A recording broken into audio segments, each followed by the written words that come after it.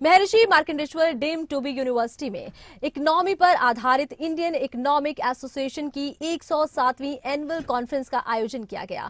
3 दिन तक चले इस आयोजन में देश भर से 300 से अधिक प्रतिनिधियों ने हिस्सा लिया है, जिसमें वित्तीय विशेषज्ञ, अर्थशास्त्री, शिक्षाविद, शोधकर्ता और उद्योग क्षेत्र के विशेषज्ञ शामिल थे। इस सम्मेलन के सफल आयोजन के बाद एमएमडीयू के vice chancellor doctor Harish Sharma ने खबरें अभी तक से खास बातचीत करते हुए बताया कि बड़े स्तर पर आयोजित की गई इस कॉन्फ्रेंस के पीछे एमएमडीयू की क्या सोच रखी है। हमारे इनपुट आउटपुट हेड कमल कौशिक ने डॉक्टर हरीश शर्मा से बातचीत की। आइए वो बातचीत आपको दिखाते हैं।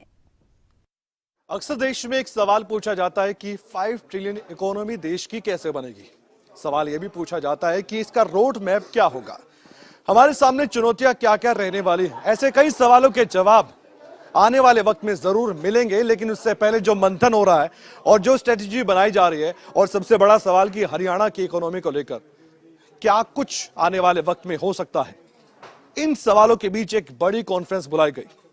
एमएमडीयू यानी कि Maharshi Markandeshwar deemed to be university और नेशनल इकोनॉमिक एसोसिएशन ने मिलकर यह कॉन्फ्रेंस आयोजित की है एमएमडीयू के प्रांगण में। हमारे साथ बातचीत करने के लिए एमएमडीयू के vice chancellor doctor Harish Sharma खुद मौजूद हैं। उनसे बातचीत करते हैं कि इसके पीछे की सोच क्या रही है। सर, पॉजिटिव तरीके से बहुत कदम सरकार के स्तर पर उठाए जाते हैं, प्रशासन अपने स्तर पर उठाता है इकोनॉमी की ग्रोथ को लेकर। आज हम बात करें, 3 दिन का एक बड़ा सेमिनार आयोजित किया गया, बड़ी कॉन्फ्रेंस बुलाई गई। इसके पीछे की सोच एमएमडीयू की खास तौर पर क्या रही, जो एक तरह की पार्टनरशिप में इस बड़े कार्यक्रम का आयोजित कर रहा था? इंडियन इकोनॉमिक एसोसिएशन, जैसे कि आपको पता है कि इस कंट्री की सेकंड ओल्डेस्ट एसोसिएशन है आफ्टर इंडियन साइंस कांग्रेस। तो इनका हर साल ये एक कॉन्फ्रेंस होता है।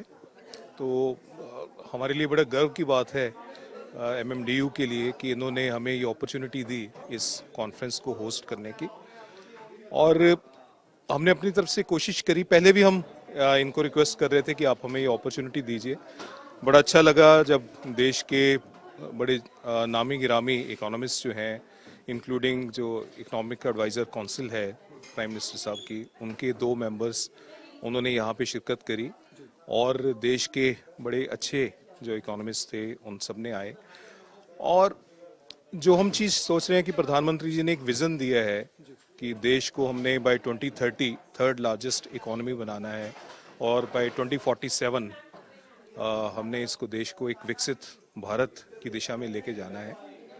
तो मुझे लगता है कि ये जो कॉन्फ्रेंस है इस तरीके की, जिसके अंदर की कंट्री के बेस्ट ब्रेन्स एक जगह पे इकट्ठे हों और जो कंटेम्प्रेरी चैलेंजेस हैं उनको डिस्कस करें, कुछ उनके सॉल्यूशंस की बात करें, तो हमें बड़ी खुशी हुई कि हमें ये मौका मिला कि उन सबको होस्ट करने का, और एक अच्छी कॉन्फ्रेंस यहाँ पे हुई। इसी मंशा के साथ हमने ये कॉन्फ्रेंस को आयोजित किया।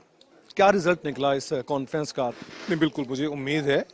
एक सेशन था इंडिया एट 100, जिसमें जो फॉर्मर इकोनॉमिक एडवाइज़र थे उन्होंने एक रोड मैप भी दिखाया कि जिस दिशा में हम चल रहे हैं, और अगर इसको हम मेंटेन करें और कुछ जो हमारे चैलेंजेस हैं अगर उनको हम ओवरकम करें तो ये बिल्कुल संभव है।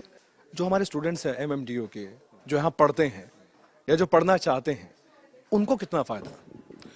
नहीं, देखिए, स्टूडेंट्स के लिए बड़ी अच्छी अपॉर्चुनिटी थी कि देश के इतने जो नामी रिसर्चर्स हैं, जो इकोनॉमिस्ट हैं, उनको सुनने का मौका मिला, और मुझे लगता है कि इससे एक मोटिवेशन मिलता है, एक दिशा मिलती है अपनी सोच को।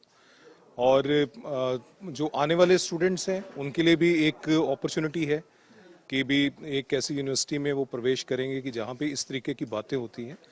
तो उसी दिशा में हम ये सारा एफर्ट था को लेकर। हरियाणा का देखिए ऑलरेडी प्रोग्रेसिव स्टेट है, और यहाँ के लोग जो हैं बहुत प्रोग्रेसिव माइंडसेट के हैं। एक सेपरेट सेशन इस कॉन्फ्रेंस के अंदर रखा गया था हरियाणा इकोनॉमी के ऊपर, और जैसे कि रिपोर्टर्स ने बताया कि उसमें काफ़ी डिस्कशन हुई, और मुझे लगता है कि उसका देश को और हमारे प्रदेश को उसका बिल्कुल एडवांटेज मिलेगा। मौजूद थे, अच्छे संकेत हरियाणा की अर्थव्यवस्था को लेकर आप कह सकते हैं आने वाले वक्त में?